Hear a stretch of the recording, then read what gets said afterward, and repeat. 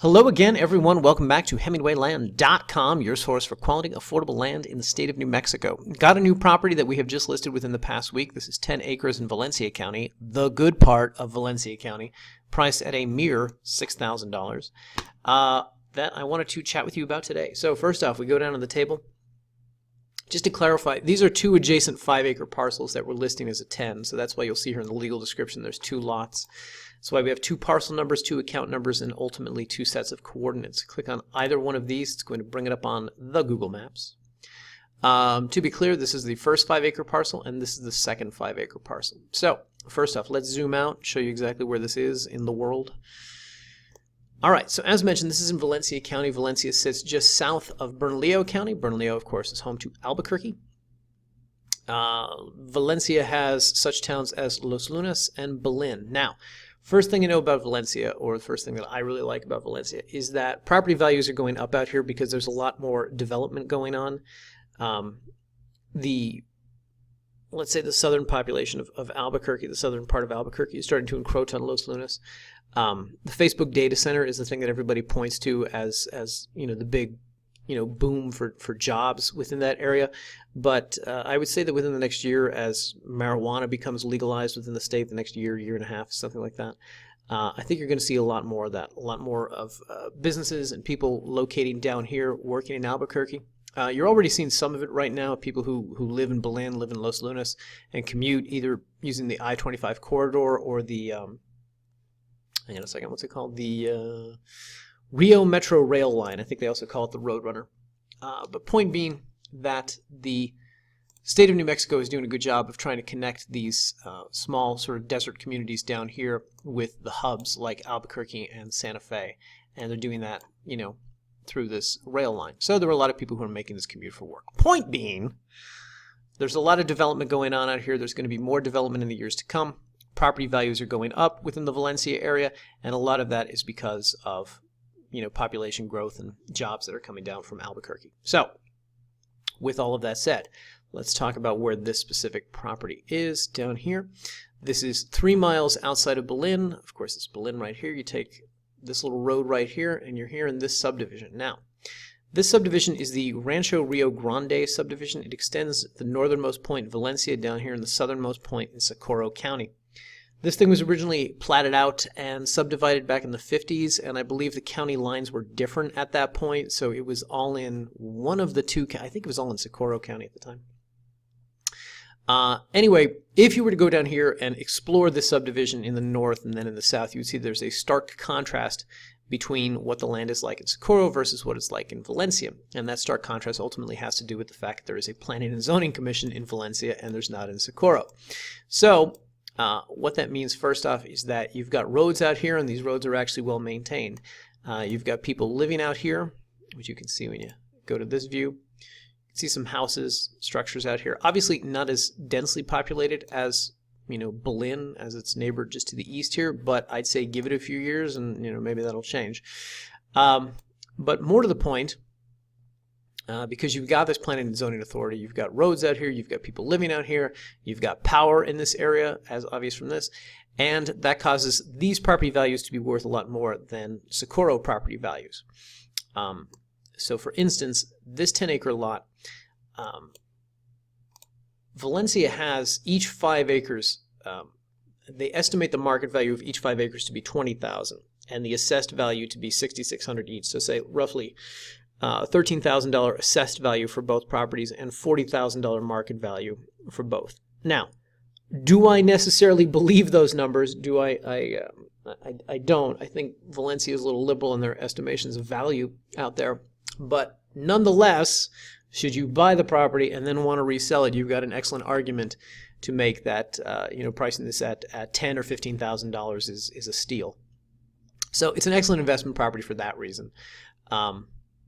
There's a lot of money to be made here. Furthermore, this property is zoned Rural Residential 1, and what that means is that you can take each 5-acre lot and you could chop it up into, you could subdivide it into basically 5 1-acre lots.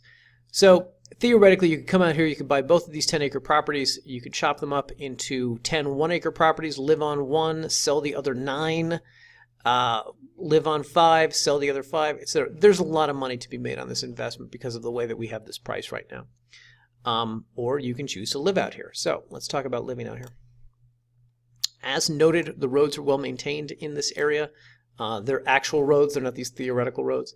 Simultaneously, because there are people living out here, you can see that there is power in this area. I believe the nearest power line that I see is up here on Rayo Road. But obviously with these homes down here on Pogo and down here in Primavera, etc. So point being, there is no exact power at the lot line here for these 10 acres, but obviously very close by, and hence probably not that difficult or expensive to get extended out to your property to get hooked up out here. The other nice thing about this property is that there's no development back here, which means you've got these views to the west. You've got unobstructed views out to the west. Basically, you're at the end of the subdivision here. Of course, if you look at the way this is platted out, it doesn't necessarily mean that nobody can come in and buy this property and put their home here. But at the moment, it's all wide open. Now, quick thing that I want to mention, as you can see, this little blue thing right here, this is actually a, hang on, wrong one. Where'd it go?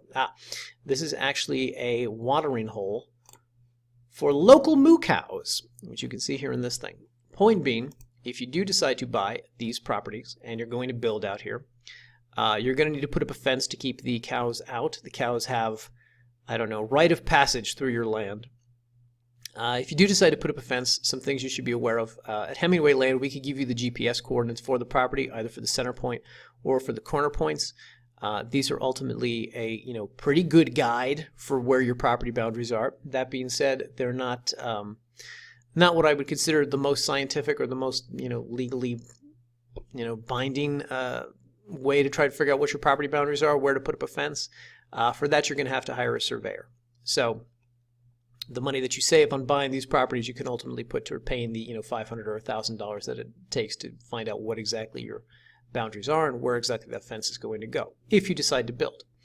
Now, the other thing I should mention is that this property sits in very close proximity to this little airport right here, the Alexander Municipal Airport. So before I purchased this, I made a point of kind of surveying the locals.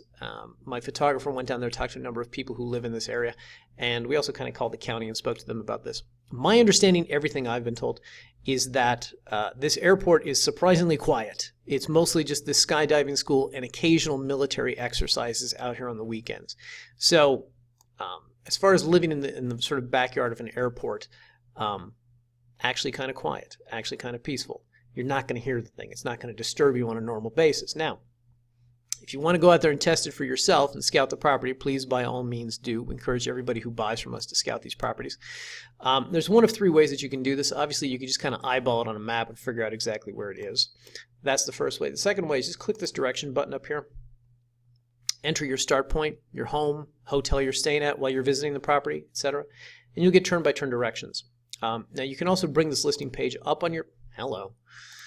Bring the listing page up on your smartphone, click on the GPS coordinates, you'll get turn-by-turn directions. I think it's always best to kind of print these out the night before just to get a sense of where this is because, on the off chance that there's not great cell reception out here, you'll at least have these printed out directions to fall back on. So that's the best way to scout the property, but of course it's just, northwest of the airport off of this road right here, El Paseo. By the way, this road is Capri when you're zoomed out this far, and then when you zoom in further, it becomes Muchacha Road. So I don't know which is which, but you get the point. Finally, last thing I just want to say here about the property. If you want to learn more about the zoning out there, you can click on this PDF right here. As I said earlier, it's Zoned Rural Residential 1. Click on this, and there's about 6 pages here that are an excerpt from the county zoning ordinance. That'll give you a sense of what you can and cannot do out there. If you don't feel like reading this, and I don't blame you, I would give the county a call, give the Planning and Zoning Office a call, or send them an email. They usually respond to emails better than they do phone calls. And just ask them, here are my plans. Here's what I want to do out here on this property. Can I do it?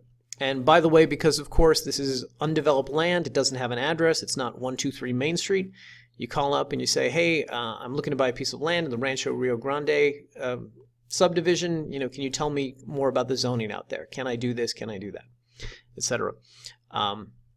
So yeah, we have some notes up here about this. Obviously, the most commonly asked question that we get are about RVs. My understanding talking to the county is you cannot just indiscriminately park an RV out there.